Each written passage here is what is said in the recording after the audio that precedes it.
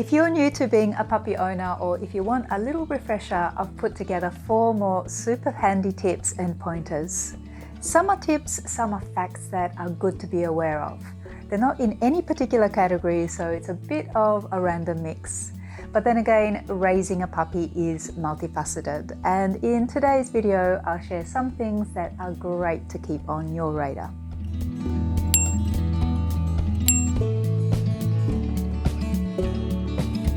Hi, I'm Joanna and my sidekick is Sophie.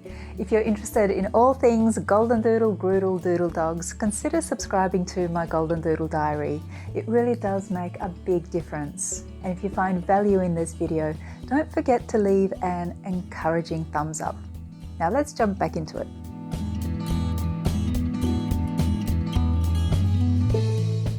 First thing that may strike you when you first bring home a young puppy, say an 8-week-old, is just how much they sleep, to the point that new owners wonder if the new addition to the family may be ill. By all means, take your puppy for a health check if it's lethargic or sickly during the times they are awake. But if you find your pup is sleeping for what adds up to something like 18 hours a day, at that age it's normal. And it's important to allow them to sleep as much as they need to, undisturbed. Their little bodies are still adjusting to life, much like newborn babies, and they're busy growing exponentially. When they are awake, you can expect lots of exploration, chewing at things, and bursts of energy. If you don't yet know what zoomies are, you're about to find out. The cycle is usually big energetic play, sleep wherever. Big energetic play, sleep wherever. And repeat. And the fact is, it can be pretty tiring looking after a young puppy around the clock. So feel free to join them for some of their naps.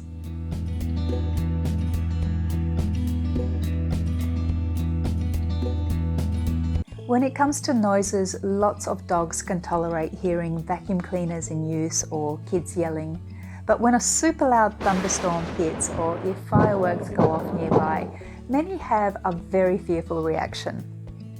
The advantage of having a young pup is you can mitigate their reaction to thunder or fireworks on their first encounters to prevent possibly a lifelong fearful association. But you need to act immediately when these occur. The very first time there was a thunderstorm near our house, I applied the diversion tactic on Sophie by practicing commands. Throughout all the wild lightning and thunder passing through, I'd engage her in my fun, happy voice to practice her sit, roll over, and other commands. I'd give her food rewards and plenty of praise to divert her attention from the storm. This was to give her a positive or at least a neutral association with loud noise. By being proactive with her early on, I helped to prevent Sophie from being freaked out by storms. Of course, she notices the noise, we all do, but there's never any fear or anxiety associated.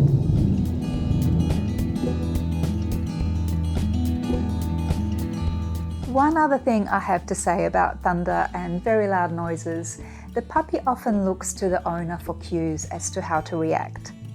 So it's good to look unruffled so the pup knows there's nothing to worry about.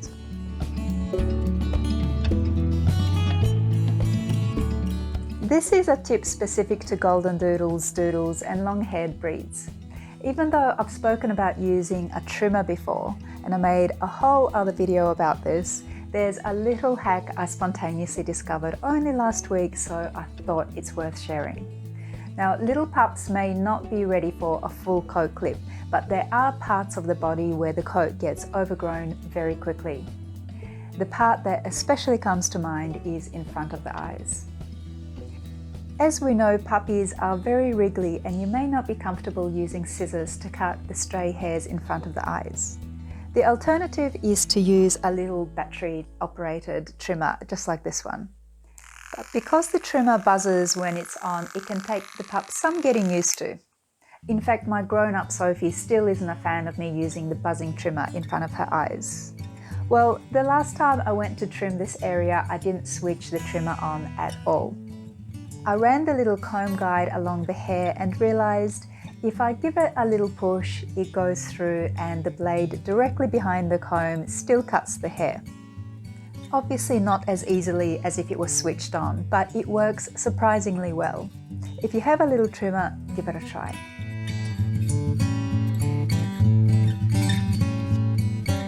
Overheating is a very serious issue with puppies and dogs in general. It's important to be mindful of this from the beginning. In hot weather, aside from providing them with access to clean fresh water at all times and making sure their environment is well ventilated and at a good temperature, there is another important thing to be aware of and to avoid: hot roads and pavements. In the heat of the day, roads and pavements can heat up significantly and are best avoided. Just because a dog's paws are toughened doesn't mean they can walk on superheated surfaces, because they could get badly burnt. So how do you know if a pavement is too hot for a dog to walk on? I've heard it described as the new 5-second rule, that if you put the back of your hand on the pavement and can't comfortably hold it for 5 seconds, then don't walk your dog on it. In fact, in hot weather, it's best to exercise your puppy in the early morning and again just before sunset, to avoid all the heat-related problems. Obviously, there are plenty of other puppy care tips, and you may like to take a look at either of these 2 videos I made previously. Remember to subscribe and like, and I'll see you again in the next video. Bye for now.